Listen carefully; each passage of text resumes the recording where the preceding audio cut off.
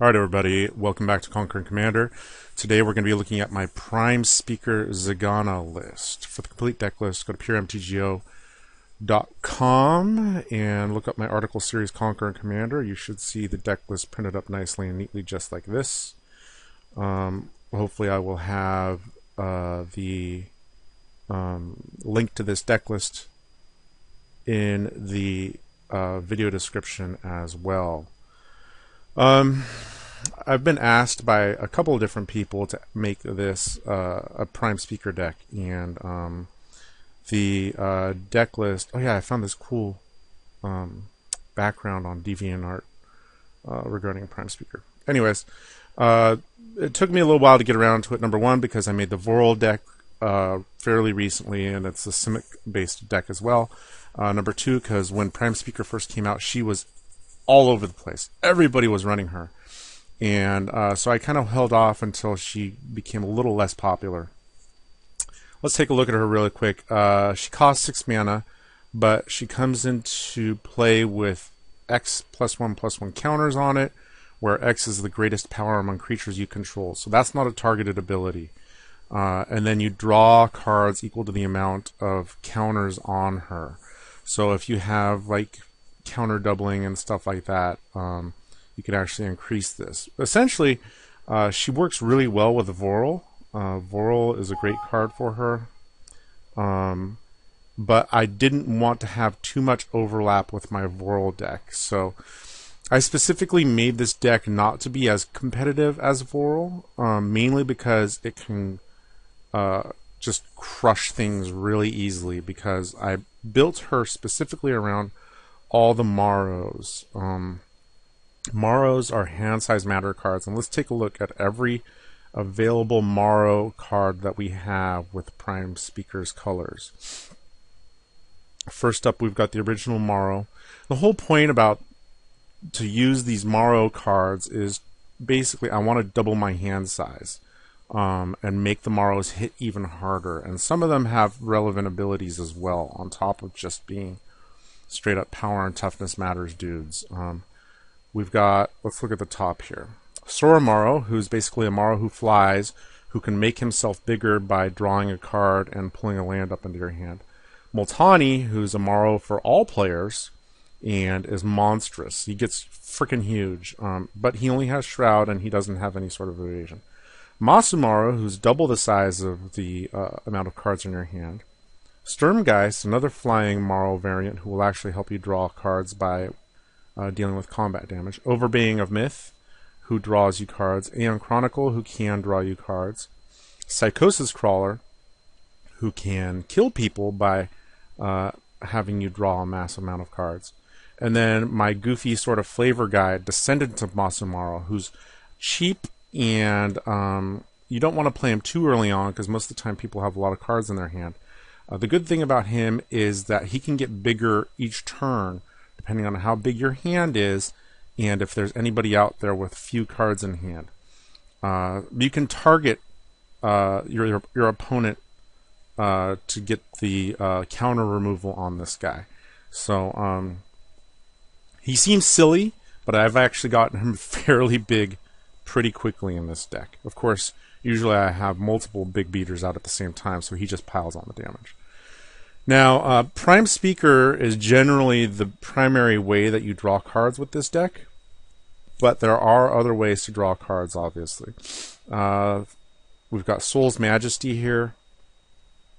Cold-Eyed Selkie. I'll be honest, I wasn't very impressed with the Selkie in this deck, mainly because he only really drew me one card a turn. There isn't a way to really make him very large other than with something like Diviner's Wand. Now, Diviner's Wand actually worked really well in this deck. There are no real wizards in the deck, but you stick this on somebody, make them huge, give them evasion, and you can also draw cards with him if needed. Hunter's Insight's another card draw spell. Unfortunately, only happens after combat.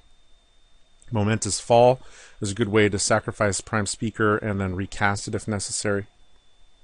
Greater Good, obviously an amazing card, as is Consecrated Sphinx with all these big guys.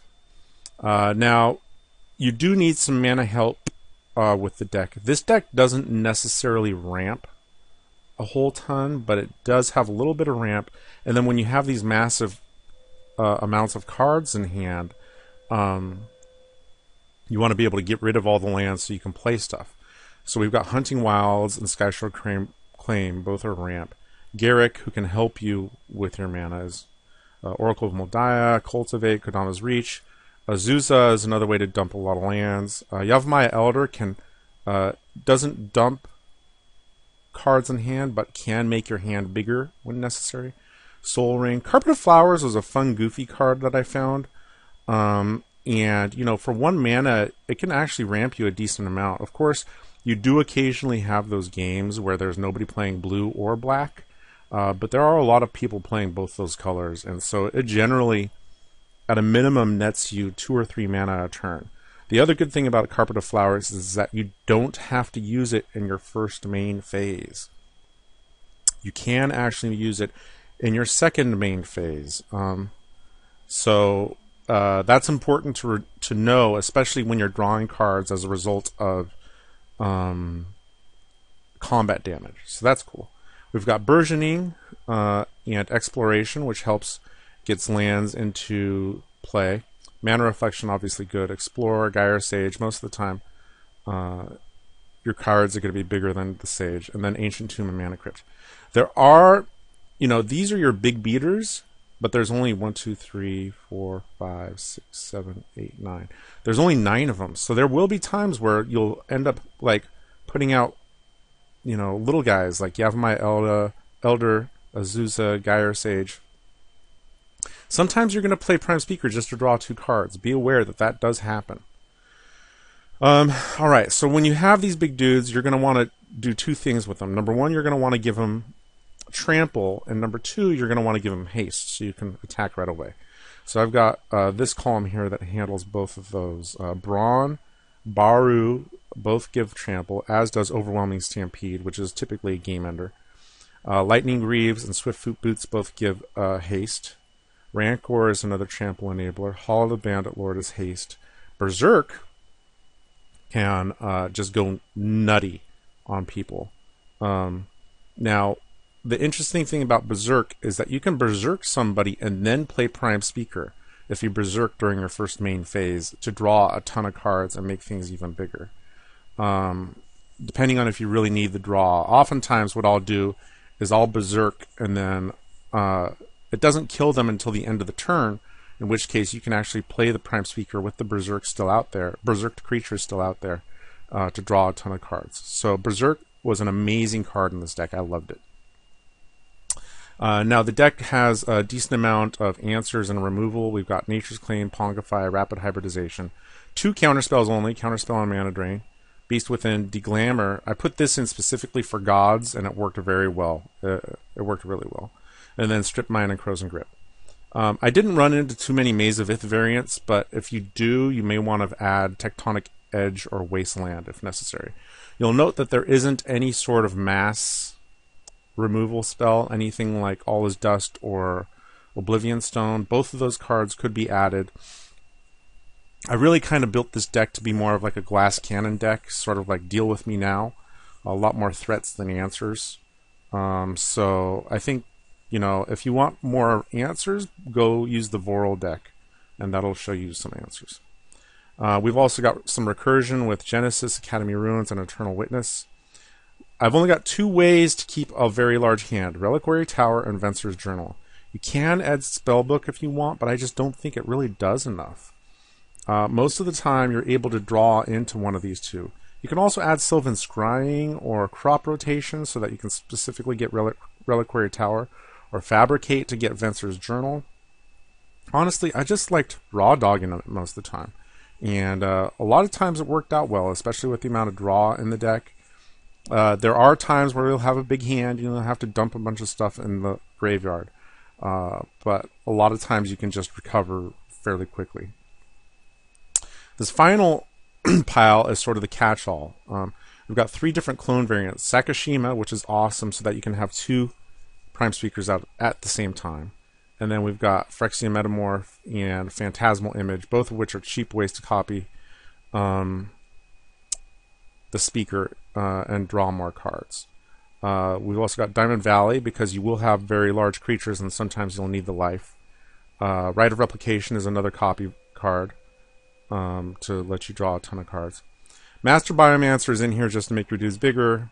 Imperial Plate basically turns all your guys into Maros pretty much. Survival searches up threats. It does not search up answers. That's an important distinction. Most of the time, people use survival to search up like acidic slimes or anything like that.